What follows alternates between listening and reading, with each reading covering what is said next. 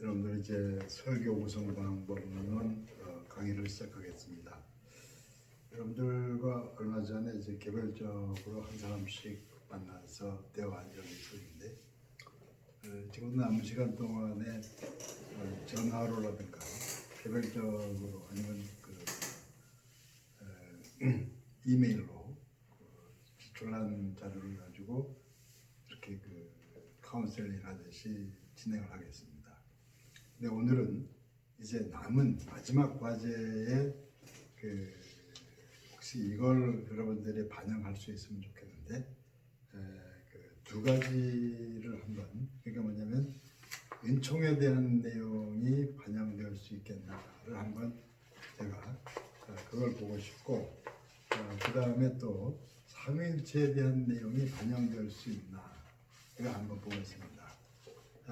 그 은총에 대한 내용은 어거스틴의 은총을 간단히 말씀드리겠고, 그 다음에 삼위일체에 대한 내용은 어려운 신학적 내용이긴 하지만 우리가 뭘 구분해서 해야 되는지 그 얘기를 조금 말씀드려서 그 두 가지가 설교에, 물론 이제 일반적으로 설교하면서 지금 강의한 내용이 반영이 될 수 있다면 여러분들은 신학적으로도 설교에 응용한 셈이 될 것이기 때문에 거기에 대해서는 학점에 여러분들이 뭐 큰 차이는 없겠지만 그 점을 좀 반영해 보려고 합니다. 그래서 제가 우선은 은총에 대한 얘기를 좀 말씀드리고, 그 다음에 삼위일체에 있어서 여러분들이 반영해야 될 가능한 요소가 뭔지, 근데 과도한 시도는 하지 마시고 하여튼 들어보시고 내용을 진행하시길 바랍니다. 먼저 은총에 대한 내용을 말씀드리죠. 자료를 보세요. 자, 어거스틴의 은총에 대한 사상, 어거스틴이 발전시키는 은총에 대한 사상은 로마서에서 발견된다. 율법은 우리가 어떻게 행할 것인지 가르쳐 주지만 그것을 행할 수 있도록 힘을 준 데까지는 나아가지 못한다. 인간의 본성에는 나쁜 것인 줄 알면서도 그것을 따라가게 하는 힘이 있기 때문이다. 그러므로 우리가 죄를 피하려 할 때 우리는 그 외 다른 것으로부터 도움을 받아야 한다. 사도 바울에게서 답변은 예수 그리스도는 기쁜 소식 곧 복음이었다. 하나님께서 친히 개입하사 우리로 하여금 죄를 분별하게 하였으며 그 속박으로부터 벗어날 수 있는 길을 제공해 주셨다. 여러분들 교회 다니면서 오래 다니면 믿음이 없어도 알 건 너무 많이 잘 알아요. 근데 믿음 없이 오래 교회 다니는 사람들이 너무 이거저거 잘 알죠. 그런 사람들이 몇 사람 있으면 목회하기 무척 어려워요. 그런데 교회 다닌 지 얼마 안 되는데도 신앙을 행하는 사람이 있어요. 신앙을 열심히 실천하는 사람인데, 실천하는 사람 중에서도 두 가지가 있죠. 예를 들어서 열심히 죽도록 노력해요. 그리고 그 은연 중에 나는 이렇게 해왔습니다 하는 기억과 그런 공로의식이 있죠. 그런데 어떤 사람은 열심히 그냥 누군가 사랑하고 왠지 모르게 좋기 때문에 해요. 그 후자, 이게 상당히 중요하죠. 예를 들어서 엄마가 자기 자식에게 이것저것 과도하게 쏟아부어요. 옆에서 볼 때는 참 머리도 나쁘고 그냥 공부 그만시키고 대충 했으면 좋겠는데 제일 머리 좋고 세상에 훌륭하게 될 것처럼 다 쏟아붓죠. 근데 그렇게 하고 나서 그 아이에 대해서 내가 뭘 해줬다고 공로의식 가지지 않고 이 아이를 어떻게 더 훌륭하게 만드나 애를 많이 써요. 그게 이제 엄마 사랑이죠. 사랑하기 때문에 그렇게 하는 거예요. 근데 그 엄마가 말이죠, 만일에 옆집 아이한테 어쩌다가 이제 아이스크림 1,000원이나 2,000원짜리 하나 사줬어요. 그런데 나중에 보니까 그 아이가 인사도 안 하고 지나갈 때 무척 화가 나죠. 저는 내가 옛날 뭘 해줬는데 인사도 안 한다. 근데 자기 아들한테는 아이스크림만이 아니고 엄청난 돈 들이고 별 고생을 다 하는데도 그 애가 말 안 들어도 그런 얘기를 하지 않습니다.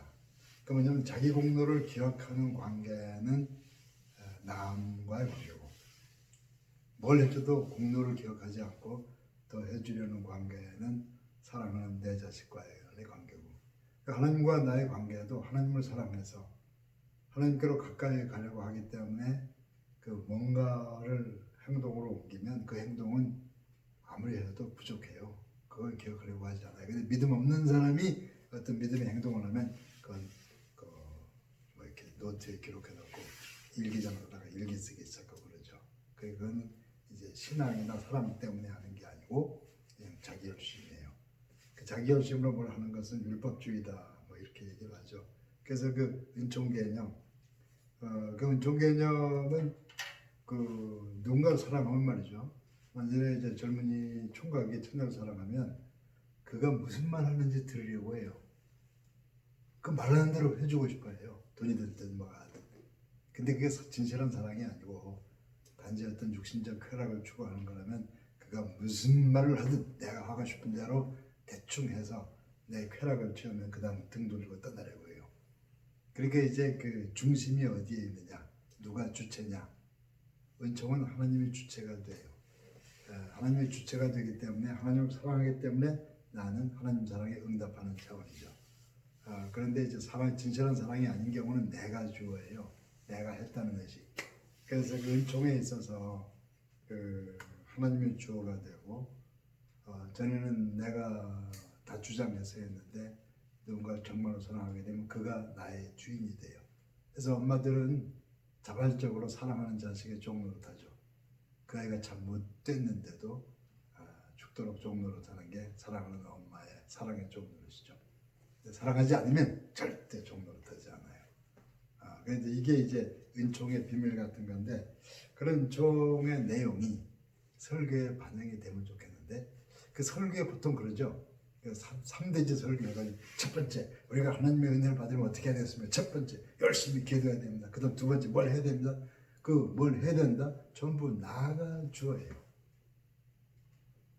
그건 은총의 문제는 아니죠. 그러니까 근본적으로 그 은총의 문제가 설교에 어떻게 반영될 수 있는지 그걸 가지고 좀 고민을 하고 성경을 들여다볼 때에도 하나님을 주어로 삼는 예를 들면 말이죠.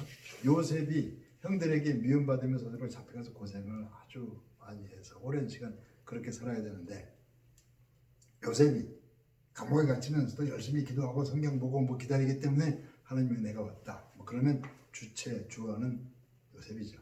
요셉이 말을 했기 때문에 그에 대한 응답으로 이렇게 왔다. 그렇게 말하는 경우는 인간적인 종교적 설교가 돼요. 그런데 말이죠. 하나님께서 우리가 깨닫지 못하는 가운데 우리는 죽는 줄 알았는데 우리를 끌고 애굽으로 가셨고 정말로 할 만큼 했는데 감옥으로 가는 걸 그냥 놔두셨는데 생각지 않게 어느 날 나를 끄집어 올리셔서 애굽의 총리로 만들었다. 그 모든 맥락에서 주어가 하나님이죠. 주체가 하나님. 그 애굽으로 끌어가는 거를 뭐 하나님께서 고생시키셨다 이렇게 말하기는 어렵지만 총체적으로 복음은 하나님이 주어예요.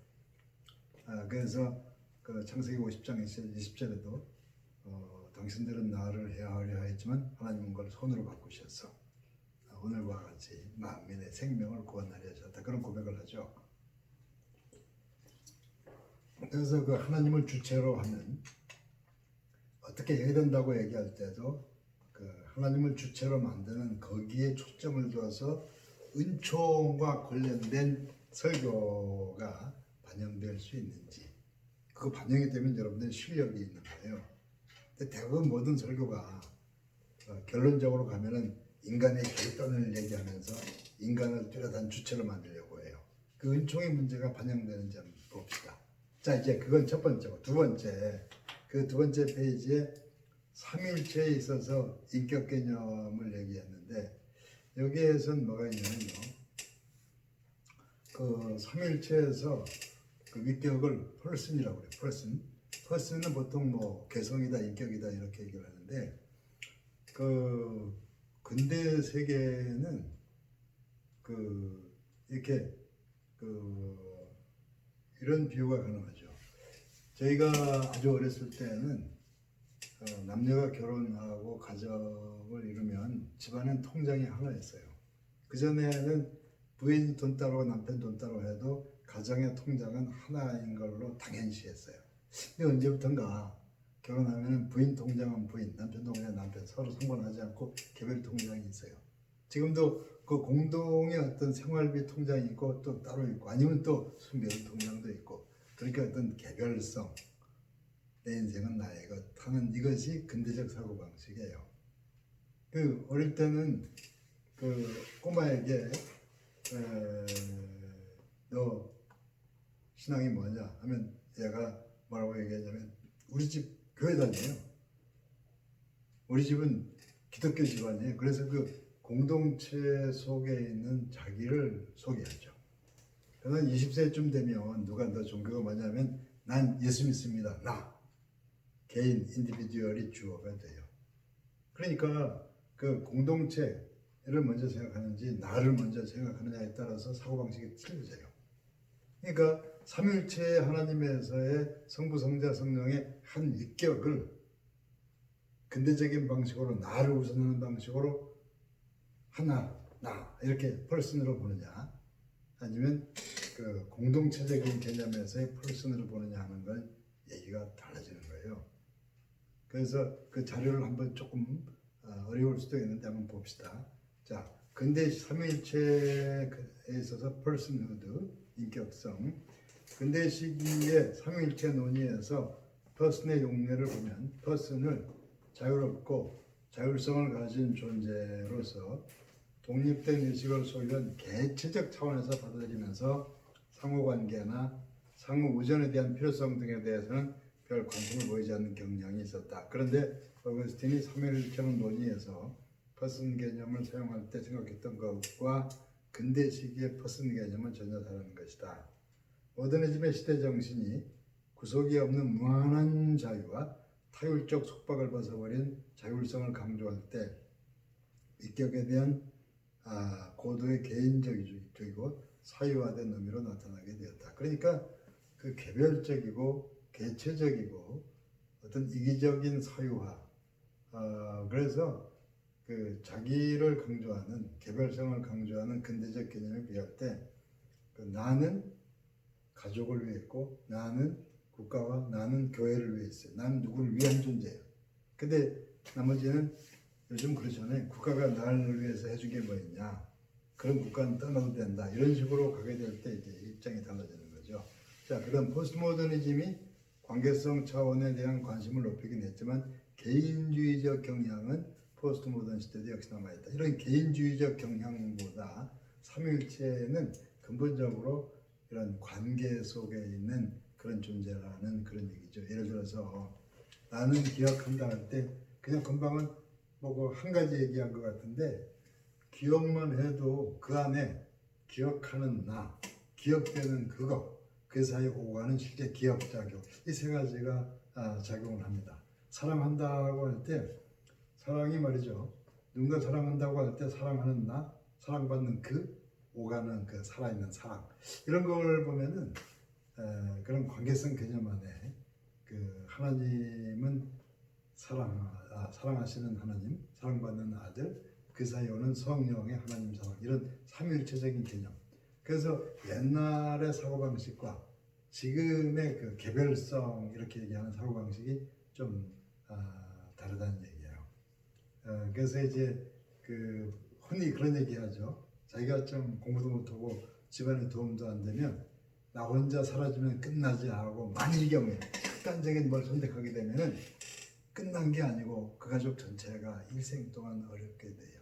가족도 살아갈 용기를 잃게 돼요. 그러니까 어떤 위기 상황에서 인간은 그 인디비듀얼 개체적인 거냐 그 공동체가 관계에 앞선 그 의해서 개인이 규정이 되느냐 이 문제가 결정이 돼요. 그래서 삼위일체 하나님도 예수 그리스도께서 그 항상 자기 독자적으로 자기 걸 하려는 건 아니잖아요. 아버지의 뜻을 따라서 또 내가 가면 그 성령께서 오셔서 나에 대한 모든 걸 생각나게 하시고 그래서 성부, 성자, 성령이 삼신으로 볼 수 있는 내용은 성경에 없어요. 그렇지만 구분이 돼요. 성부는 성자가 아니고 성자는 성령이 아니고 성령은 성부가 아니에요. 그래서 그 관계 속에 있는 그런 개념 이런 것들이 공동체적 개념이 설교에 어떻게 반영이 될 수 있겠는가 그 문제 한번 고심해보고 시도는 해보세요. 그리고 아까 말한 그 본성에 대한 은총에 대한 문제가 그래서 어렵긴 하지만 두 가지가 실험적으로 설교에 한두 줄이 반영된다면 여러분들은 그 다음 단계로 시도해 갈 수가 있습니다. 쉽지는 않아요. 그러나 그래서 그 나머지 설교 구성 방법론 강의는 여러분들이 보내주시는 그거에 대해서 읽고 전화하고 이러면서, 그리고 그 다음에 학기 말에 낼 때는 이제 이번에 낸 것부터 시작해서 설교문을 고쳐가면서 학기 말 그걸로 이제 그 총체적인 채점을 하는 것으로 삼을 테니까 되든 말든 하나씩 보내주시고, 저하고 대화하는 대로 완성본을 만들어서 기말에 그것으로 그 채점 결론을 치도록 하겠습니다. 그렇다고 해서 성적에 너무 신경 쓸 필요는 없습니다. 너무 이 편차가 많지는 않을 테니까. 그래서 어쨌든 요거까지 하고 되는 대로 여러분들에게 이메일로 글을 보내십시오. 요까지 오늘 하겠습니다.